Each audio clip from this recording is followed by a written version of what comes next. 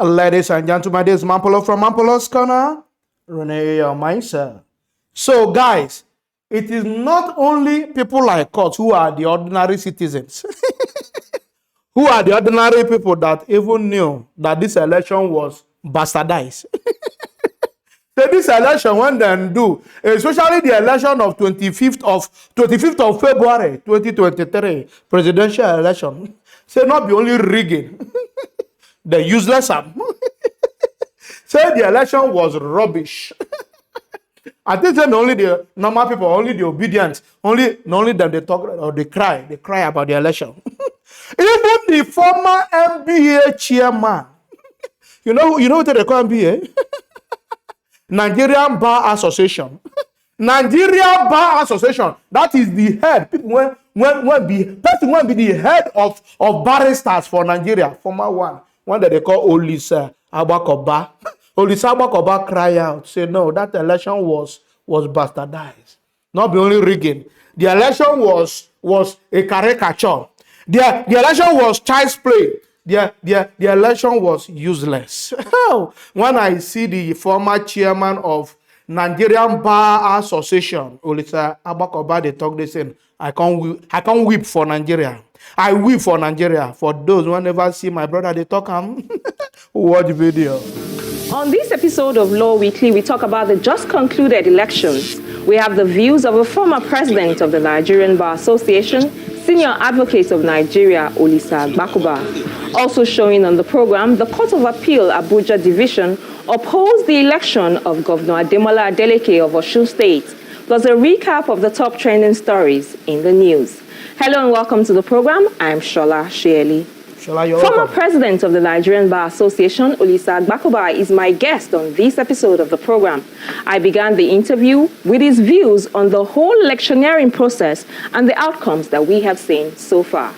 The elections are not what I would consider credible, free, transparent, or fair. Jesus. And I say this in the context of the Electoral Act that set out clear technological parameters, which even the INEC chair was mouthing and boasting. In fact, at the point he gave a press conference to say that those who say that we shall not be technologically driven in this election, it's all fake news. He was boasting. But it turned out that all what he said wasn't true, because the elections were absolutely bungled. Oh, yeah. The deployment of the, technological things that he said would happen failed. If it had worked, maybe.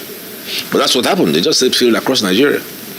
And it failed only in respect of the presidential and not the national, assembly election. So that throws up a lot of, why did this work here and it didn't work there? I personally didn't feel good nor satisfied about the outcomes. And that's why you have petitions. It's not surprising that Alhaji Atiku, Peter Obi, and I think 2 or 3 other presidential candidates have gone to court. So we have to wait for the court to make a pronouncement as to what they think were the reasons why these petitions have been lodged. So in your own estimation, you don't think that there was substantial compliance with the Electoral Act? Well, you see, that question is tricky because in the history of presidential petitions, not a single petition has been overturned. The closest was when the Supreme Court split 4-3, and I might remind you that one of the Supreme Court justices,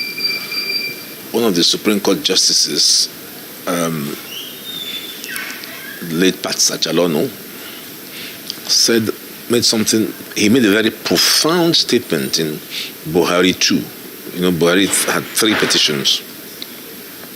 He said, looking at the legal framework of Nigeria's electoral law and the number of witnesses required to be called, I doubt any presidential candidate can ever win a petition. Jesus. Because the bulk of evidence and the burden required to satisfy the court that you were the person who should have been declared a lawful winner is so heavy. And the time frame, in my view, is insufficient. Which is why in the Waste panel, which I was a member, we said INEC must be impartial. The big problem is INEC's culpability and also being a defendant. So in the petitions that have been filed, the key defendant will be INEC, not Tinubu or anybody else, which is wrong. The duty of INEC is to say to the court, here are the documents, and INEC withdraws. But INEC is actually an active defendant. Yeah, and INEC obviously would want to show that the elections were conducted in accordance with the Constitution and the Electoral Act. That's the problem. Had the OAS recommendations been legislated, we would be in this problem. But it's in the interest of those who run elections, politicians, not to have it passed. So they've sat on it in the National Assembly. That's number one. Second thing that I now notice is that the National Assembly actually told us a lie. Even me got caught up with the misrepresentation that the National Assembly made. I thought that the representation of the National Assembly in respect of electronic voting had consequences. It has no consequence. So if you didn't use beavers and so what, the electoral framework allows two parallel processes, manual, electronic. So I could hear INEC say, well, okay, it failed, and so what?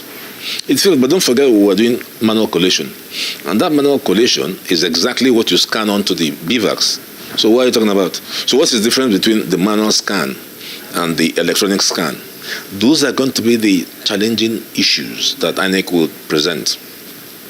And INEC, in my view, will present it strongly because they see themselves as, oh, we have a duty to defend the elections we conducted. But if that burden wasn't on them, then they will tell the truth. But I don't know in any petition from the time of 1999, well, I don't know about this one, that INEC has not absolutely been dishonest. Jesus. That's it. That's the problem. You need to dissolve that. And I've INEC. seen in past petitions where INEC and the respondent are working together. Very useless. How can you win? Very useless institution. How are you going to win? How are you going to win? So the body should have been on INEC to show. As a neutral body, Very the useless court will institution. summon INEC to say, yes, you conducted these elections. Tell us what happened. But INEC is not a party. So INEC will now bring everything. There will be no burden to defend it. With their sweat and blood. There will be no burden to lie. Mahmoud So belongs yes, to APC. in this one, here's what happened, and the court can see it from a neutral witness. Mahmoud is But if APC INEC chairman. is a party, it APC changes the member. picture. That's the problem. Now that attention has shifted to the courts, the tribunal, can I ask if you're representing any of the parties in any of the petitions? Why should I tell you that? I think that's personal to me.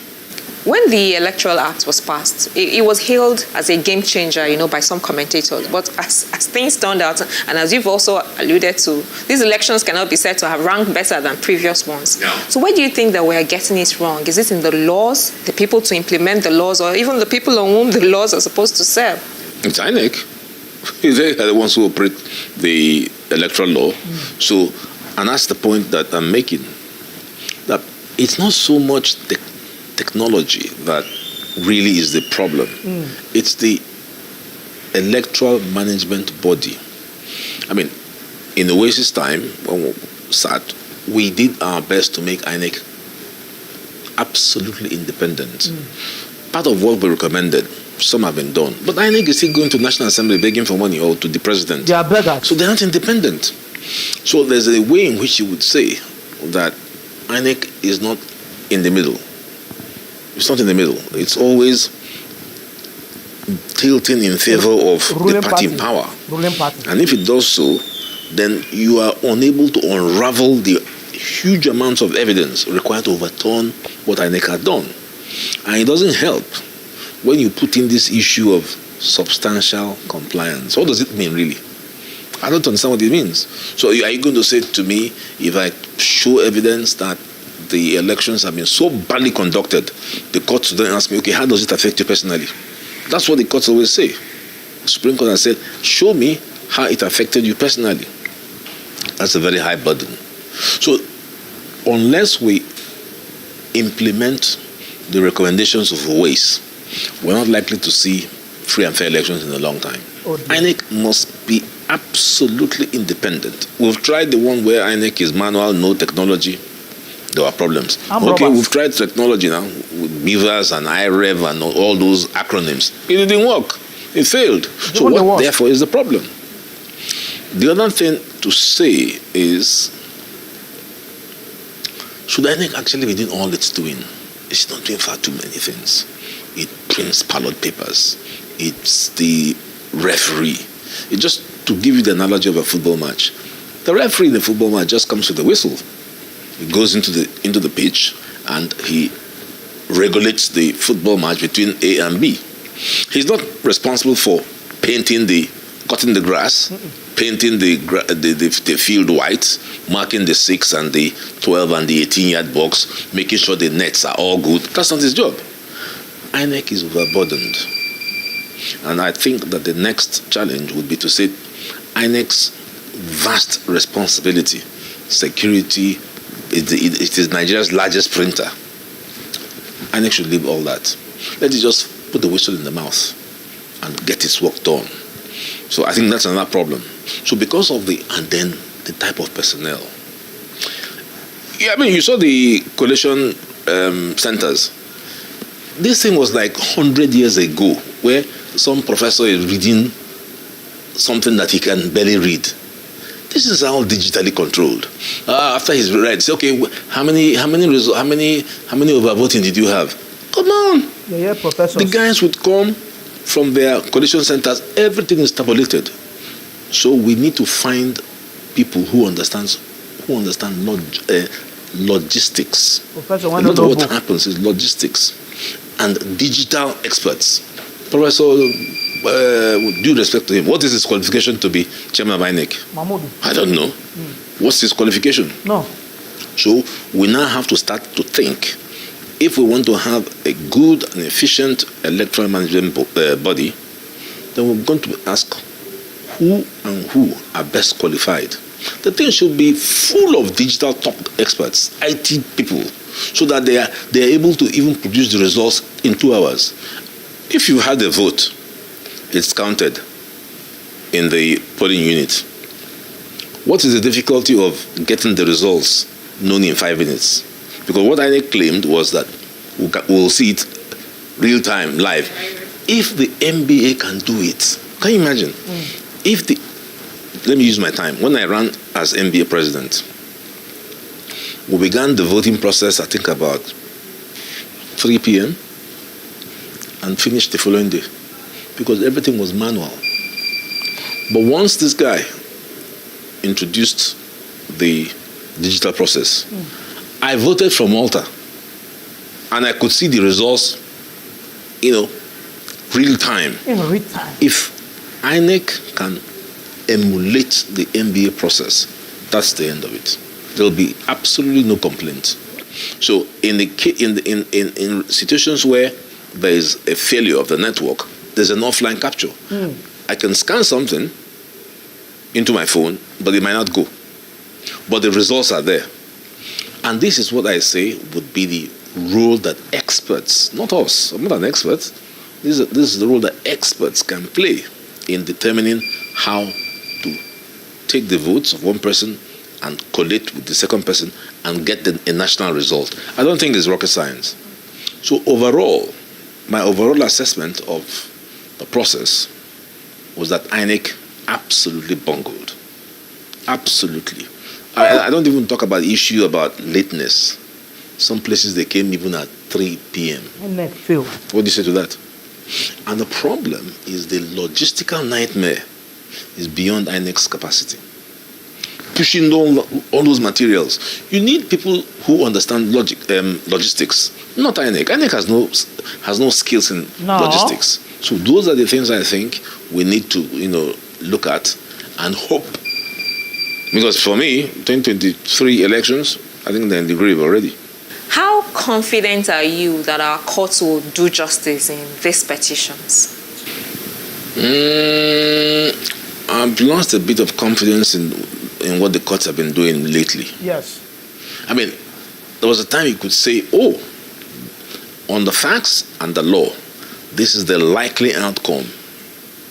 Today you cannot, because there have been all kinds of silly decisions. Oh dear. The most silly was that concerning the President of the Senate, who, in order to become Nigerian president, rushed off to buy a ticket to be a presidential candidate of the APC. And that meant he did not take part in the senatorials. Lo and behold, he lost. He now ran back after the horse had bolted, clearly to anybody who has any brain, including the justices of the Supreme Court, I might add. And they said, no, that the man actually should be the senatorial candidate. That is the most ridiculous decision I've ever heard that the Supreme Court had delivered. So that's why it's difficult. Of course, I don't want to talk about the case of Imo State, where everything was turned upside down. So I don't have the sort of confidence that I used to have in the judiciary. And I will not be surprised if this thing goes one way or the other. I cannot forecast the outcome. I have the legal tools and the factual issues. So if I put it into my computer, I know what answer it will give me. But I'm not part of the panel. So I don't know whether the justices will see it the way I'm seeing it. But I can tell you, from my own perspective as a lawyer of 45 years at the bar, that the answers are glaringly obvious. But as Oliver Wendell Holmes said in the Raleigh School of Jurisprudence, it is the prophecy of what the court does in fact, and nothing more pretentious, that is the law. So if you ask me what will be the outcome of the petition, first of all, I cannot say because it's sub judice. But second of all, I cannot even say because the Supreme Court itself is unpredictable. It ought to be predictable, which is why people are now beginning to question. There's a new school of thinking coming up to say, should the Supreme Court really be final? See what they're causing now? Should they be final, or should their decisions now be subject to parliamentary review? It should be. It's an argument that is now growing in judicial circles. Yeah. The confidence that is eroding for people to begin to think, what the hell, can't we do something to these people? That's what's happening. They are too powerful. The 7 men just come out, sit down on the chair and read something, and we'll say, okay, It's okay. that governor is sacked. Why? Who are these people? Yeah. It should be taken seriously. That would not have happened 20 years ago. When these men come out, you fear them when you see them come out. And when they speak There should be without fear of transmission favor. of power here. Is it the same thing now? I don't know. When I don't see the video, everybody don't lose hope for our justice system. Our judiciary, nobody even they value them again. Right? They are now hopeless. Nobody get hope for where they again. It is only this case, Chief Justice, when they don't tell me say you don't go London now. You don't go London. Now the trend now. You don't go London. Go meet Ashiwaju. If you go find you by jet, when you go take turn the case upside down. Now you would they talk to now. It will only take this case for you to redeem little respect when you go forget. Do the needful. Do the right judgment. We are watching you. That's why we are waiting patiently. You see us they fight, no fight. You see us they quarrel, no quarrel. You see us they protest, no protest. We are waiting for you. Supreme Court Chief Justice. Now you would they talk to. You see, now son they talk to you. Olisa Agbakoba. Now they talk to you. Say, say you don't lose interest well nowadays because when they misbehave over years. He can't make reference on the senior president case. He made reference on the Hopus or the mark case when on turn upside down. On make number 4 to be number 1. Now they call him. They call him Supreme Court governor. Now you. Now you they look up to. I don't have anything to tell you. We are waiting for you. You don't go London, go see Tunubu allegedly, Abi. We are waiting for when you will come back. Maybe you carry half of the bullion van, you come back. When you are giving judgment, you will be talking rubbish there. We don't get hope well nowadays. That's only where I have problem. Even our country, when get sound judicial system, we for not they even talk about this case. The case, we don't win them.